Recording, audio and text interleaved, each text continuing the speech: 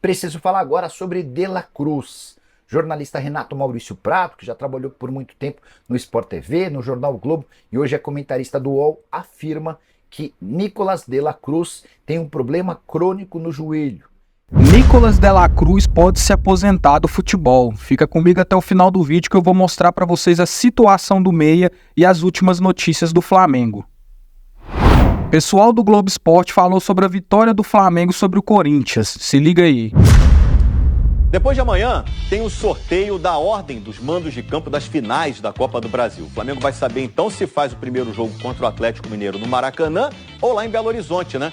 São 2 jogaços em 2 domingos, dias 3 e 10 de novembro. No início do ano, o torcedor do Flamengo queria mais do que a Copa do Brasil, né? Mas tem que respeitar quem tá todo ano disputando o título, gente. Desejos e mais desejos. Internacionais e nacionais. Sonho, glória, status. Flamengo! Tetracampeão da Copa do Brasil! E quando se torna rotina, mais difícil fica saciar os torcedores. A projeção é sempre ganhar, ou estar muito perto disso. O pessoal cobra o título, mas como é difícil chegar todo ano em finais. Como é difícil. Todo mundo quer. O Flamengo tá ali todo ano. Copa do Brasil, Libertadores, Brasileiro. E às vezes até peca por querer ganhar todos, né? Em 4 dias, o Flamengo se viu mais distante do título do Campeonato Brasileiro e se colocou outra vez numa decisão de Copa do Brasil. É a realidade dos últimos anos. A relação do clube com as Copas ficou mais intensa. De 2019 para cá, são 6 finais em competições de mata-mata. 3 na Libertadores, com 2 conquistas. E agora 3 na Copa do Brasil, consecutivas. Campeão em 2022 contra o Corinthians, vice no ano passado, superado pelo São Paulo, e a decisão deste ano, que começa no próximo dia 3, contra o Atlético Mineiro. Felipe Luiz esteve em todas essas finais anteriores como jogador. Agora se apronta para a primeira decisão da carreira dele como técnico da equipe principal. Não se cansa de dizer o quanto conhece o elenco e a segurança que essa relação é capaz de oferecer. Eu estou completamente tranquilo porque são jogadores acostumados a jogar finais. São jogadores acostumados a estar ali todo ano brigando, todo ano se exigindo ao máximo, não perdem a fome, não perdem a ambição, ao contrário, querem mais fotos na parede, querem mais história e aí o emocional fica mais fácil, porque são jogadores que sabem lidar com esse momento.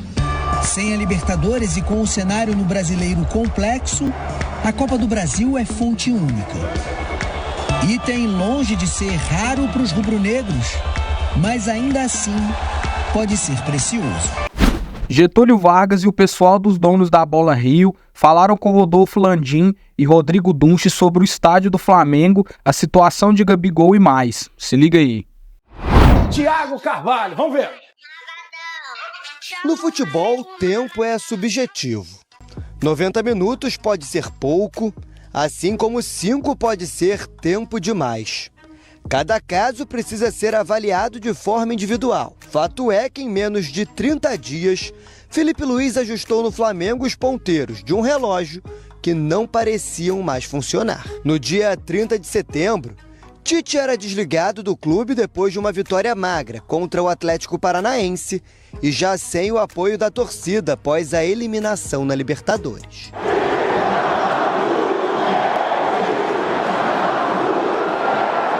Naquele mesmo momento, Felipe Luiz era anunciado como uma espécie de salvador. Sem nunca ter comandado um time profissional, o ex-jogador assumia a responsabilidade de tentar salvar o ano, já sem tanto tempo assim.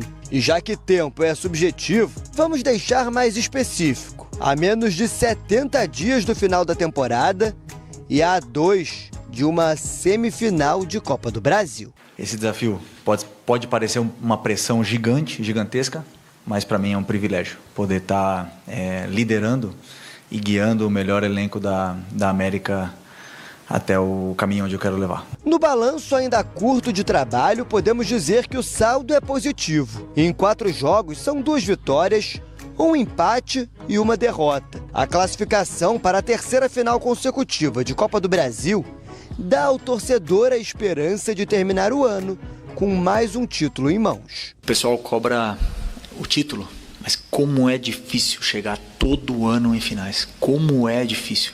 E o Flamengo está ali todo ano. Copa do Brasil, Libertadores e Brasileiro. E às vezes até peca por querer ganhar todos, né? É difícil o calendário, mas com o grupo que tem e com o elenco que tem, o Flamengo pensa muito grande, né? Então, e como eu repito, não é fácil estar nessas finais. Mas se no mata-mata o Flamengo só depende de si, no Campeonato Brasileiro o sonho está mais distante. Quis o destino que a primeira e única derrota de Felipe fosse justamente do clássico contra o Fluminense. Depois do jogo do clássico que a gente perdeu, com certeza deve ter sido uma das piores noites minhas no futebol. A primeira derrota doeu muito. Na manhã seguinte, eu acordei, eu entrei no CT e me animei de novo. E recebi uma mensagem do meu grande amigo René Simões, que parecia que estava dentro do meu cérebro, falando tudo que eu estava sentindo. E tive uma troca com ele dessa primeira derrota como treinador profissional. É uma experiência interessante, dura, mas claro que ia chegar, eu sabia disso. Uma coisa é certa, eu tenho plena certeza do que eu acredito, das minhas convicções, do que é o jogo, das minhas ideias, e eu não vou abrir mão disso. Ganhando ou perdendo, eu vou continuar na linha. Mesmo com o jogo a menos em relação aos líderes do campeonato, as chances de título no Brasileiro são consideradas difíceis. Com apenas a 10ª melhor campanha no retorno, 10 pontos separam o Flamengo do líder Botafogo. Distância que aumentou em 1 ponto nas últimas 2 rodadas. O próximo compromisso do rubro-negro é sábado contra o Juventude no Maracanã, diante da torcida. Com realidades diferentes nas 2 competições, Felipe tem pouco mais de 1 mês para escrever o desfecho desse primeiro capítulo na carreira de treinador profissional. Seja ou não com final feliz, tempo é algo que o ex-jogador não terá de sobra.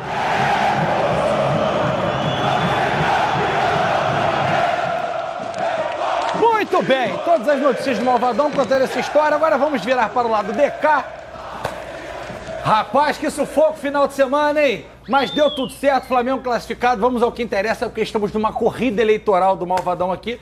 E essa dupla, mais uma vez junto, a dupla juntinha, não é reeleição, mas é para manter, né, o que já vem acontecendo no Flamengo.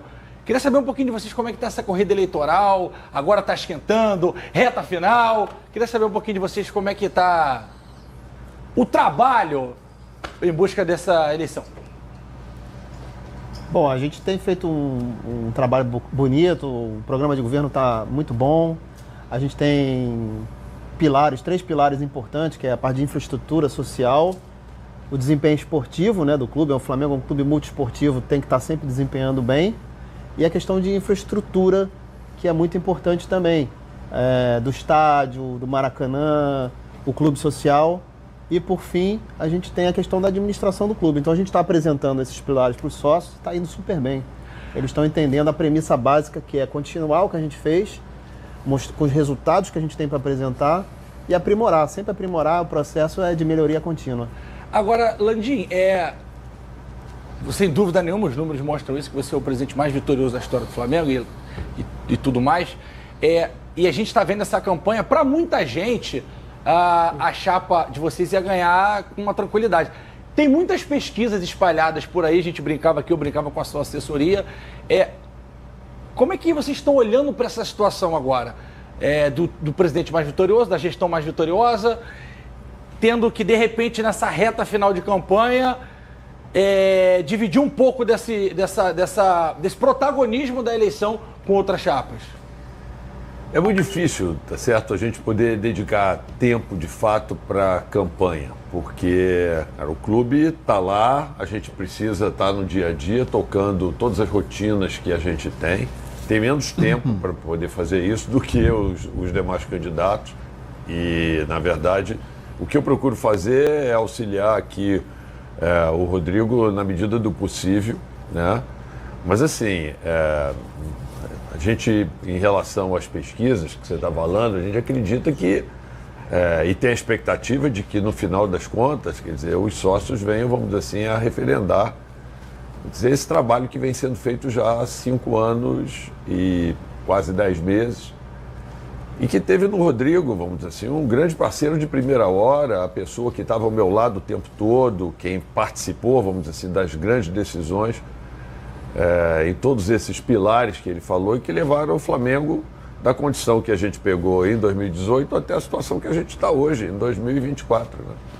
Muito bem, Flávio Amêndola, nós temos temas. Sim, O senhor vai seguir o tema estádio? Vou ou o senhor seguir. tem outra pergunta, Flávio Amêndola? Não, eu vou seguir o tema estádio. Primeiro, dando boa tarde ao presidente Rodolfo Landim e ao Rodrigo Duns também. A gente sabe que, muito provavelmente, tudo vai sair da melhor maneira possível envolvendo a construção do estádio, né? Mas eu vejo uma preocupação muito grande, especialmente do torcedor, se o valor que vai ser investido no estádio, se isso vai influenciar na montagem do elenco. E aí eu queria saber de vocês, o que vocês pensam sobre isso. E assim, claro que a ideia de vocês é inaugurar o estádio lá em 2029, no dia do aniversário do clube. Já tem alguma ideia do que pode vir a ser o nome do estádio? Se vai ser algo que vai ser vendido, se o torcedor Não vai invente poder... nicknames, porque vai ter name, já pronto. Mas o torcedor vai ter que criar o nome dele. E aí eu queria saber se já havia uma conversa entre vocês nesse sentido. Vou começar aqui respondendo, né? Basicamente é importante essa sua pergunta, né, para desmistificar muita mentira que tem sido falada no clube, né? Se é uma coisa que eu acho que essa administração, ela tem, vamos dizer assim, credibilidade em termos de gestão financeira. E quando chega nas eleições, começa muito fake news, muita conversinha fiada, entendeu? De dizer que não, estamos tendo descontroles, não é bem assim, isto vai acabar afetando, não vai acabar afetando absolutamente nada. Vou pegar grandes números para você que a gente conseguiu tirar do projeto, né? Um terreno como aquele ali, do gasômetro, custaria não só o terreno, mas o potencial construtivo, ou seja, o direito de construir o estádio, sairia por algo como 600, 700 milhões num orçamento que você fosse fazer de um projeto. Nós conseguimos comprar o terreno apenas pelo valor do terreno. A prefeitura foi grande parceira do Flamengo, porque está eliminando num projeto de lei a necessidade de pagar pelo potencial construtivo, que custaria algo como 500 milhões se a gente fosse ter que comprar isso, que a gente teria que comprar de um fundo. Ela eliminou isso, negociou com este fundo e transferiu esse potencial construtivo para outros terrenos. Isso foi feito numa grande negociação que foi feita em Brasília com a moderação da Advocacia Geral da União e foi feito um acordo. Então, com isto, a Prefeitura nos tirou do custo do nosso projeto 500 milhões. Mas, além disso, a Prefeitura está fazendo mais para o Flamengo. Ela está aprovando o potencial construtivo da Gávea e permitindo que a gente transfira esse potencial construtivo para a construção do nosso estádio. Como se fosse um dinheiro carimbado, uma ajuda financeira que a Prefeitura está dando para o Flamengo. Então, isto a gente acredita que vai ficar em algo perto de mais 500 milhões. Então, assim, do orçamento inicial do nosso projeto, quando nós levamos esse assunto para aprovação no Conselho Deliberativo, de lá para cá, nós já melhoramos o estádio em R$1 bilhão aproximadamente. 500 milhões que a gente deixa de pagar e 500 milhões que a gente vai ganhar. Fora isso, gente, a gente vai vender os name rights do estádio, a gente tem direito, a gente vai fazer uma série de campanhas. Tem uma previsão de custo, de valor do name rights do Flamengo? Eu não quero falar muito, mas eu acho o seguinte, e você imagina o que é um name right pura e simplesmente para você dar para um estádio pequeno. Você imagina o que deve valer para qualquer empresa, na verdade, ela ajudar a atingir o sonho de 1/4 da população brasileira. Atenção, a empresa que se associar ao name right do Flamengo, ela não vai estar botando o name right numa estrutura. Ela vai ser a empresa que vai estar ajudando a viabilizar o sonho de 1/4 da população E aí, brasileira. se você me permite, até pelas pesquisas que eu vejo, a gente vê a torcida do Corinthians, que tem muita gente muito densa, em São Paulo. A do Flamengo é a mais capilar de todas. O Flamengo é espalhado pelo Brasil inteiro, o que ajuda ainda mais. Não, assim, as pessoas tentam vender o medo, né? As mesmas pessoas que trabalharam contra esse projeto do estádio próprio. Pessoas que se retiraram do momento da votação e não votaram a favor disso, né? Se você vai para uma sessão histórica para aprovar um estádio do Flamengo, uma coisa histórica, você se retirar antes é muito estranho, Então, mas eu queria falar sobre a camisa do Flamengo. Só a camisa do Flamengo custa hoje, vale hoje para o próximo ano, 280 milhões de reais. Só a camisa. Ou seja, nós somos a maior torcida do mundo, o maior clube do mundo. É impossível que agora o Flamengo, do jeito que está, depois que nós aumentamos o faturamento do clube, não possa construir um estádio. As pessoas têm que ter coragem e tentam vender o medo.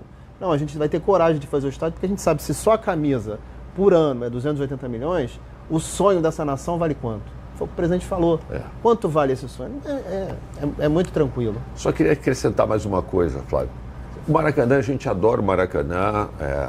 Assinamos agora o direito de usar o Maracanã, ser o concessionário do Maracanã por mais 20 anos em parceria com o Fluminense.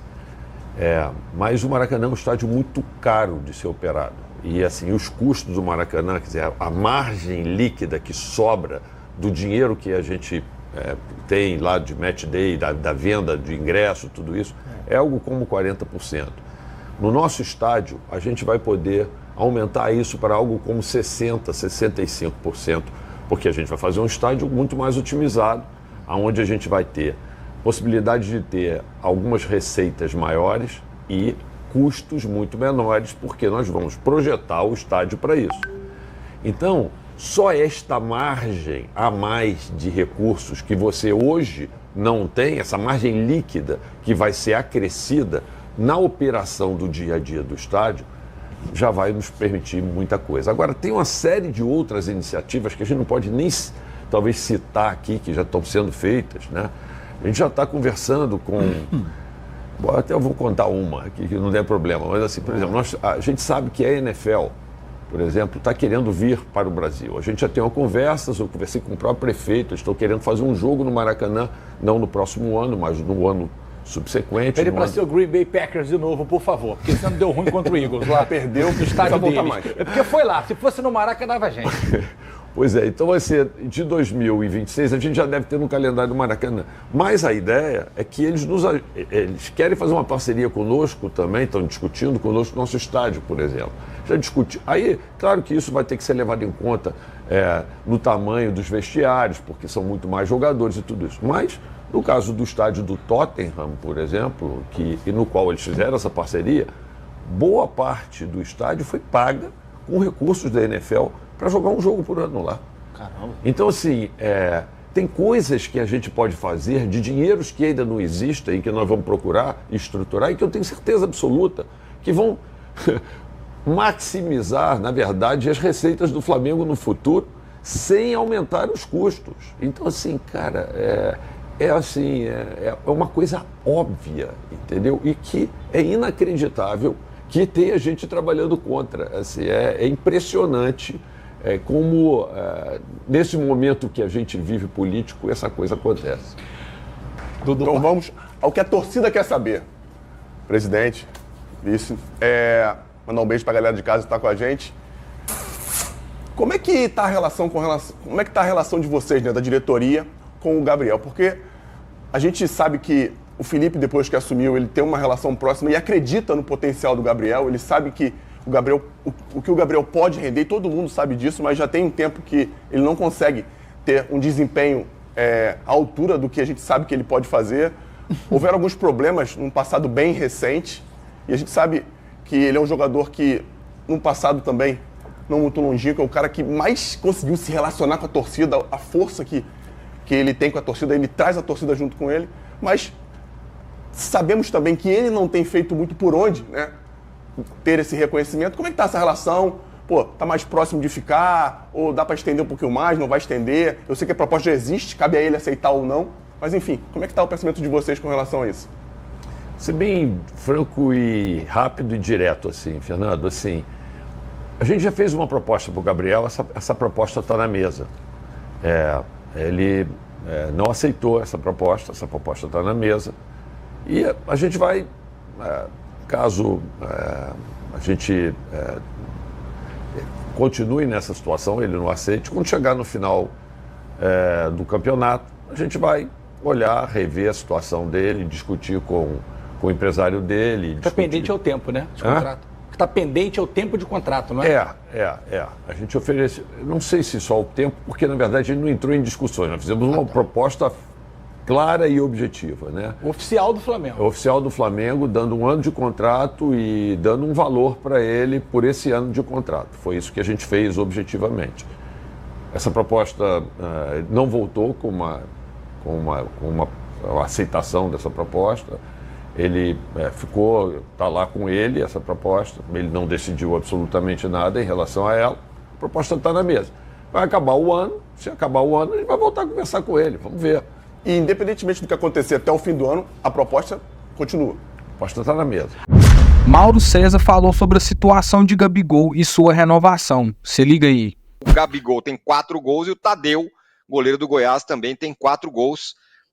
Até o Felipe Luiz, né, Mauro, ele já, nessa última entrevista, ele já, diferentemente das outras, né, que ele falava, não, o Gabigol, o cara vai voltar, tal, ele falou assim, será que ele vai voltar? Ele mesmo falou, não sei, depende dele, porque a fase é muito ruim, né, do Gabigol, e no meio desse monte de desfalque do Flamengo, se ele tivesse uma fase mais ou menos, ele ajudaria, poderia ajudar. E a questão que eu acho que não depende só dele, não, porque ele tá tentando e não consegue jogar, isso depende dele, não concordo, não. Depende dele, parece que assim, no dia que ele quiser, ele volta a jogar. Ele está tentando há 2 anos. Há 1 ano, pelo menos, praticamente. Nessa temporada ele tem se empenhado bastante. Não consegue. Não consegue. Corre e tal, tenta, mas não acerta jogadas, não ganha disputa, e velocidade não ganha mais de ninguém, continua sem cabecear, não chuta com a perna direita, não divide uma bola, não se posiciona da melhor maneira. Uma coisa assim, assustadora. Ele hoje virou um jogador de nível Série B, C, sei lá. Sabe? Que coisa, né? É incrível. Sem sacanagem. Hoje, se você colocar o Carlinhos em campo, com toda a limitação do Carlinhos, o Carlinhos pode ser mais eficiente do que ele. O Carlinhos pode sobrar uma bola pelo alto, pode fazer um pivô. Ele não consegue, gente. Claro que no dia que ele fizer um gol, viu e tal. Olha, ele fez um gol de pênalti no Brasileiro contra o Criciúma e um gol do 6-1 contra o Vasco debaixo da trave. O Vasco entregue já, com o jogador a menos, tomando de 5, foi o 6º gol. Qual a jogada construída e tal? Deu uma assistência para o Carlinhos contra a Vitória. Foi o melhor momento dele no ano. Um passe para gol. Vitória tinha empatado o jogo, saiu para o jogo tentando virar. Ele meteu muito bem a bola, o Carlinhos conferiu. Então, é nada praticamente. Estamos falando de um dos mais caros jogadores do futebol brasileiro. Isso não pode ser esquecido. Você está falando de um jogador caro. Você paga muito dinheiro para ter um retorno técnico. Não tem retorno. E o Felipe Luiz já deu a ele a minutagem. Não funcionou, está na hora de pensar em outra saída. E aí ele volta para o banco. Se ele entrar amanhã e fizer um gol, beleza, legal, bacana, show de bola. Mas, cara, não dá para ficar... A brincadeira que rolou e continua desde domingo, de que o Flamengo já estava adaptado a jogar com 10, por mais estranho que possa parecer, ela faz certo sentido. Porque o time joga com 10, ele não participa do jogo. É assustador. Agora, as razões pelas quais ele não consegue jogar, aí é uma coisa que ele tem que buscar uma explicação. A gente pode desenvolver milhões de teorias, né? Cada um vai ter a sua. Mas a razão pela qual ele não consegue jogar mais, o pessoal compara ele ao Luan. Enfim, o Luan tinha uma pegada diferente e tal, mas o resultado em campo é parecido.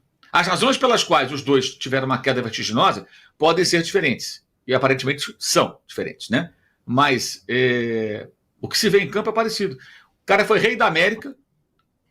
Muita gente questionava, eu inclusive, por que o Tite não convocava no pré-Copa de 2018, que ele merecia estar no grupo. Os defensores incondicionais do Tite falavam que ele não se encaixava no modelo de jogo. Cara, você está levando 23 jogadores na época, né? Então você leva jogadores de diferentes características para diferentes cenários dentro de uma Copa do Mundo. E o Tite não levava o Luan, não convocava o Luan, geralmente, né? Não foi a Copa. De repente ele vira um nada. E o Corinthians ainda contratou. E não adiantou nada, foi um prejuízo, saiu daquela maneira. Foi para o Grêmio, não conseguiu, foi para o Vitória, não ficou, né? E o Gabriel foi artilheiro da Libertadores, artilheiro do Brasileiro, jogador decisivo. E mesmo em 2022, você tem 2 anos isso, né? Vai fazendo agora 2 anos, ele fez o gol decisivo e ele jogou muito bem como parceiro do Pedro, que foi o goleador. De lá para cá, acabou. Não tem mais nada. Então, acho que está na hora já do Felipe Luiz parar com esse negócio de escalar o Gabriel. Já deu minutagem, já deu, irmão. Então, o que ele fez domingo, ele vai ter que fazer agora e buscar uma solução com outro jogador lá na frente. Mas, Mauro, sem Bruno Henrique, com os 3 machucados, ainda assim, com essa escassez de opção para o jogo do Atlético, o que você vislumbra? Sem Gabigol, pela deficiência técnica, sem Bruno Henrique, sem os 3. Como é que ficaria? É tentar o Plata, Michael, Lohan. Carlinhos não pode jogar contra o Atlético. Acho que tem o Plata, acho que Plata e Michael, 2 atacantes com velocidade. O Michael pode ser uma ou pela direita, né?